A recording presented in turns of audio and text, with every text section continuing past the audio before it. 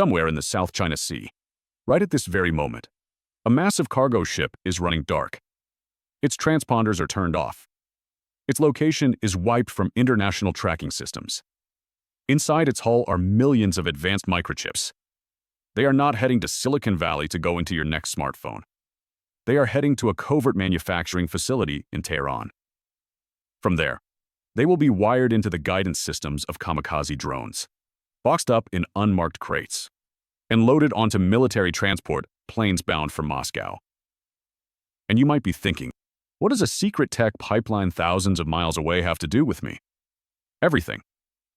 Because the cost of that ghost ship is directly tied to the price you pay at the gas station, the crushing inflation eating away at your grocery budget, and the shrinking value of your 401k. For the last 80 years, the United States has wielded the ultimate geopolitical superweapon. Not nuclear warheads, not aircraft carriers. We controlled the global financial system. If Washington did not like a regime, the U.S. Treasury simply hit a button, sanctioned their economy, and watched them starve.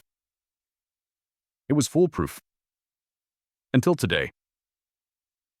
For the first time in modern history, American sanctions are failing. The countries we try to isolate are not only surviving, their economies are adapting, growing, and fighting back. Why is the most powerful weapon in the American arsenal suddenly completely useless? To answer that, you have to understand a new global architecture. It is not a formal alliance bound by treaties. Like NATO, it is a marriage of survival. A ruthlessly efficient and strategically aligned syndicate actively working to dismantle the American-led world order. Let us call them the Triad. They do not share a religion.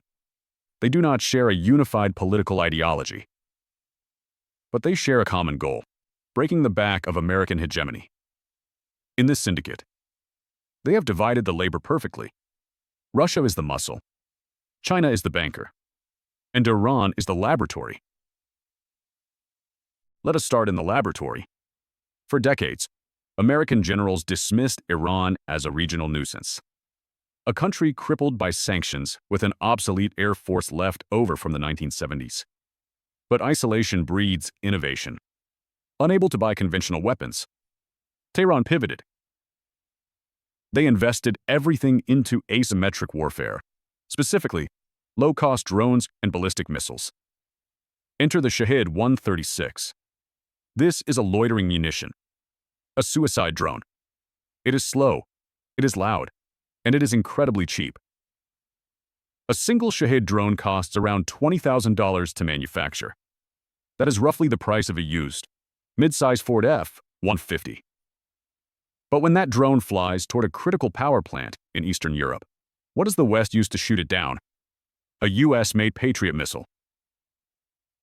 Do you know how much one Patriot interceptor missile costs? About $4 million. That is the price of a sprawling mansion in Beverly Hills. You are trading a used Ford truck for a Beverly Hills mansion. It does not matter how rich the United States is. You cannot win a war of attrition with that kind of math. It destroys empires.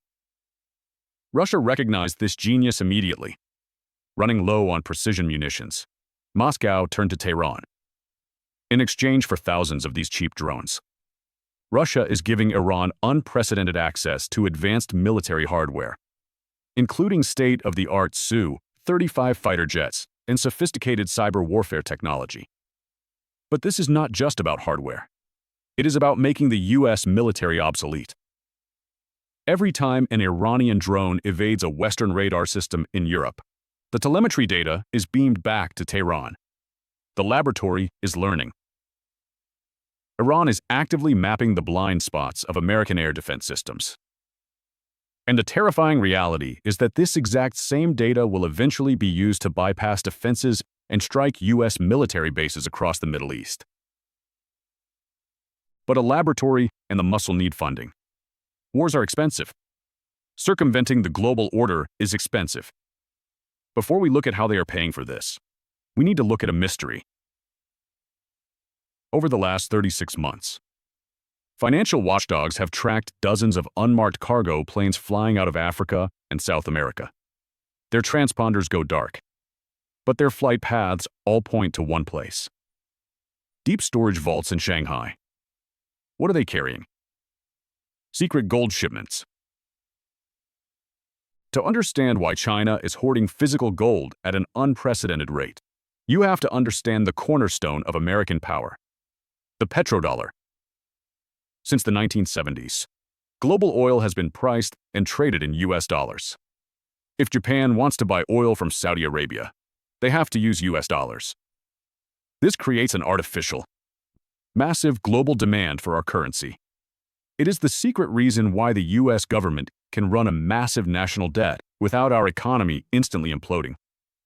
It is the reason you can buy a massive flat-screen TV at Best Buy for $300.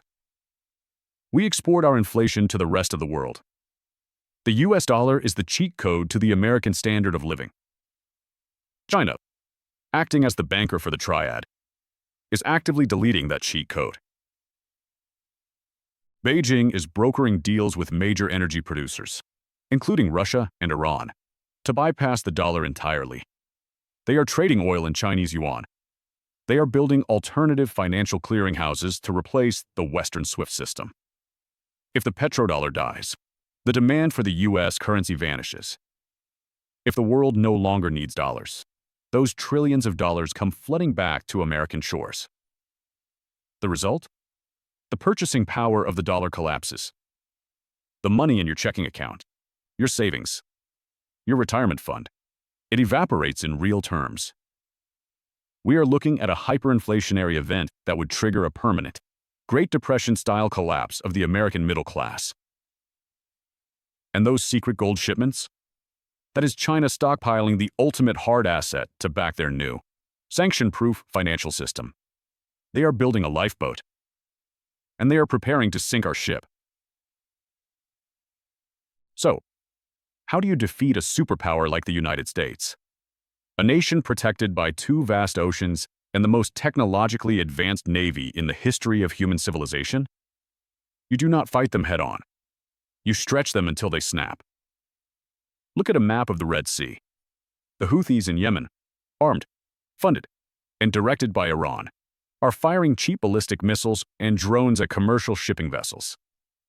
To protect global trade, the U.S. Navy is forced to deploy multi-billion-dollar Arleigh Burke-class destroyers to play a perpetual game of whack-a-mole, shooting down cheap drones with multi-million-dollar interceptors.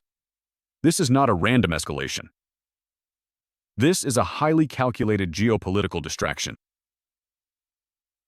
The Triad is forcing the United States to expend vast amounts of resources, ammunition, and political capital in Eastern Europe and the Middle East simultaneously. Why? Because the banker is looking across the Taiwan Strait. China knows that the United States military doctrine was historically designed to fight two major regional conflicts at the same time. But a three-front war? Against near-peer adversaries? It is mathematically and logistically impossible. By using Russia to drain NATO stockpiles in Europe and using Iran to bog down the U.S. Navy in the Middle East, China is clearing the chessboard for the Pacific. If Beijing moves on Taiwan, they are betting that the United States will simply be too exhausted, too overextended, and too depleted to mount a meaningful defense. It is a classic, grand strategic pincer move, and Washington is walking right into it. But the Triad faces a massive vulnerability of its own. Authoritarian regimes are terrified of their own citizens. A color revolution, a massive, grassroots democratic uprising, is the ultimate nightmare for Moscow, Beijing, and Tehran. So, they have built a domestic shield. They are actively sharing surveillance technology. The advanced facial recognition software developed in Shenzhen, originally reverse-engineered from Silicon Valley tech, is now being exported to Tehran to track and arrest Iranian women. It is being sent to Moscow to identify and silence anti-war dissidents before they can even organize. They are effectively creating a unified, global authoritarian operating system. But they are not just playing defense. They have turned our own domestic shield against us. The Triad knows they cannot defeat the United States on a traditional battlefield. But they do not have to. They just have to convince Americans to defeat themselves. Through massive, coordinated bot farms on social media, they are directly injecting psychological warfare into the smartphones of millions of Americans. They amplify our most polarizing domestic issues. They fund extremist rhetoric on both sides of the political aisle. They actively fuel the culture war. While everyday Americans are screaming at each other over domestic politics, boycotting brands, and dividing Main Street, the Triad is quietly laying deep-sea fiber optic cables, securing critical rare earth minerals in Africa, and rewriting the rules of global trade. They are keeping Washington paralyzed by internal division so that we are too busy fighting ourselves to notice that the world is being stolen from right under our feet. We are living through a fundamental realignment of the global balance of power. For decades, Americans assumed that our economic supremacy and military dominance were permanent laws of physics. We believed that if we simply issued a sanction, the world would fall in line. But the mystery of those failing sanctions is no longer a mystery. The Triad of Chaos, Russia the muscle, China the banker, and Iran the laboratory, has built a parallel universe. They have created their own supply chains, their own internet infrastructure, and their own financial ecosystem. While politicians in Washington argue over the news cycle, the Triad is aggressively constructing a new reality. A reality where the United States is no longer the center of the geopolitical universe. If this alliance succeeds in breaking the petrodollar, stretching our military to the breaking point, and poisoning our domestic unity, the America you know today will cease to exist.